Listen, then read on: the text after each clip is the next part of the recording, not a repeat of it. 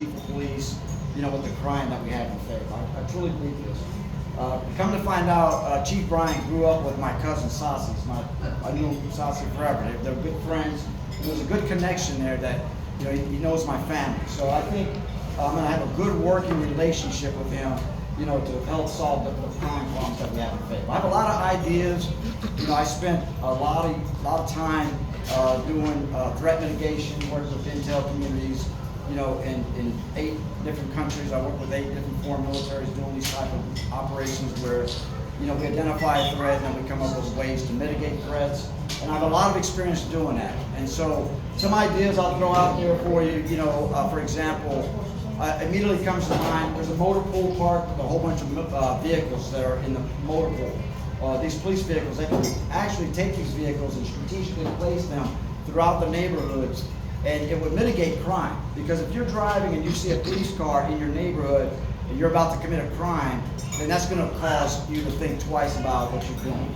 So I think, I'd like to leverage, some of those vehicles, and I've already talked to Chief Brian about this. I've talked to the city council. This is not information I'm holding secret. Darren here, look at me. I'm not doing that. I'm sharing this as I've been campaigning. And city manager said he was going to do the other ideas.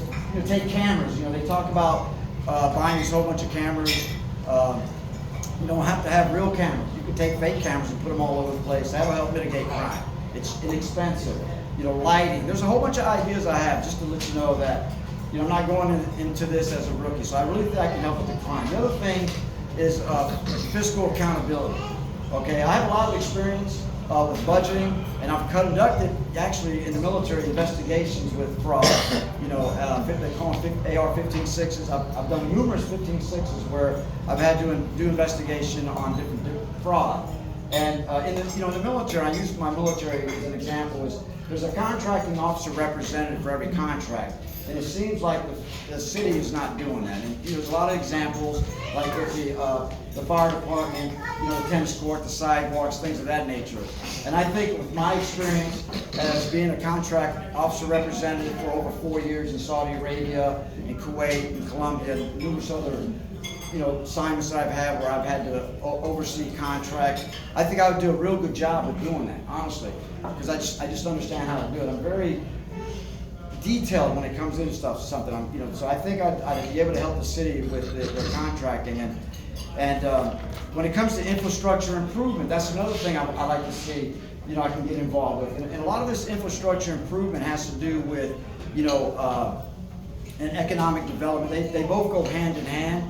When you talk about infrastructure improvements, because you got to have the sewage, the water, the utilities, the grid to work for the businesses that are trying to come into Fayetteville to create jobs.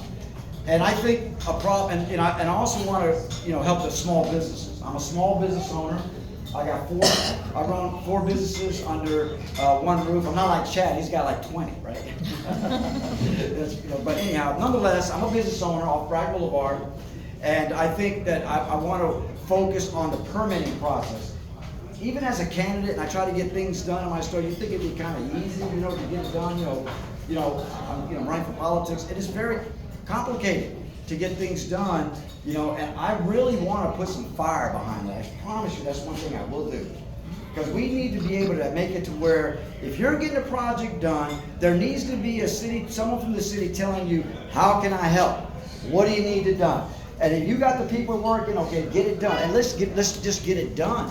There's a lot of business owners, and I talk to a lot of them. Okay, and I know, trust me, I'm out there. Don't think I'm not. I'm hitting the streets, talking to business owners, and I'm going to tell you, they are telling me. So I think I would be a great candidate. I'm honest. Okay, I'm not going to lie to you. Okay, I promise you that. I'm going to tell you straight out the gate. If it's written, I'm going to do it. Okay, if it's not written and I'm doing it, then it's okay. But if I don't like it, I'm going to try to change it. And I'm glad to see these gentlemen here, because a lot of these guys are going to come up here. I'm looking forward for these guys to get elected. Honestly, yes. This is going to be a good group of council people. These guys they think like I do. I'm not saying civilians don't. I mean, integrity matters, folks. Integrity matters. And truth and honesty matter. That's people, they respect that, and I'll bring that to the table. So I'm asking you to help me. okay? I've got a lot invested in this campaign. You know, the hardest thing for me to do is ask people for money, okay? And I didn't do it the last two, but this time I'm asking to help me, you know, so I get the signs and the radio message, because this is going to be a high visible election. You know, the mayor said he was going to run, not run, now he's running, and you got Tisha Waddell, you got all these other people running. So people are paying attention, and I have a voter base. Okay, I got my block. I've got a lot of people that are supporting me. Okay, so I'm asking you guys to do the same. God bless you. If you guys got any questions, I'll answer any questions. If not, anyone have any questions? Freddie. Yes, ma'am. I don't have a question, but I have a statement. Yes, ma'am. That everybody needs to know, he's got 44 days left before early voting starts, and any of you that are in a primary. 44 days, that's all. Early voting starts. Most likely, this mayoral race is gonna be won in early voting. Yeah.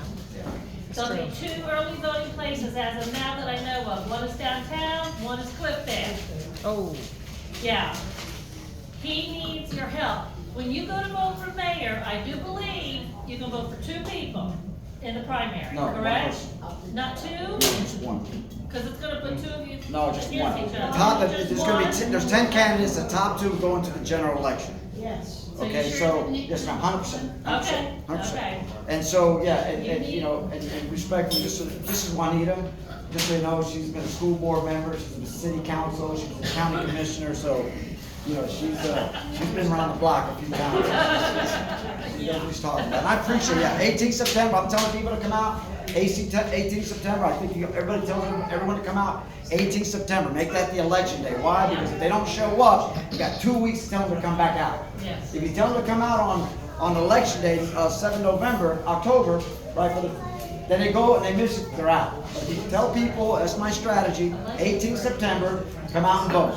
If they miss it, you got 2 weeks to do your radio, your signs, your phone calls, and tell them, hey, voting's going on, because Republicans, for some reason, they, in Fayetteville, I hate to say it, they don't vote. Okay, they just don't. And we gotta get the Republicans to come out, independents, and even the Democrats that want us to see change. God bless everyone. I'll be around. Yes, ma'am. Yeah, I go to Freddie. I got FreddieForMayor.com. You can go on there. I got an update. I'll get my daughter to update that. And then go to Freddie Yellow Cruz on Facebook. You can look me up there. I'm on LinkedIn. I'm on LinkedIn. I got LinkedIn. Yes, ma'am. Yes, ma'am. Yes, sir. Okay, I didn't mean to interrupt, but I didn't sit down either. There's 3 debates. Tell us about the debates. Well, the first debate I know of is 14 August. I got it posted on my Facebook. It's on MacArthur Road. You know, off MacArthur Road, what we used to do. It's right off MacArthur Road. I think it's 309. Don't quote me. It's on my Facebook. But the first debate is on the 14th of August. It's 6 o'clock. 6 o'clock. Yeah, that's this one here. Yeah, it's right here. It's Thursday, August 14th, 6:30, Crossroad Church. And I've already CC'd for that. Venus and I are going. I don't know how they're going to set it up. I don't know what they're doing, but we showed to them. I showed all of them. Okay. The second one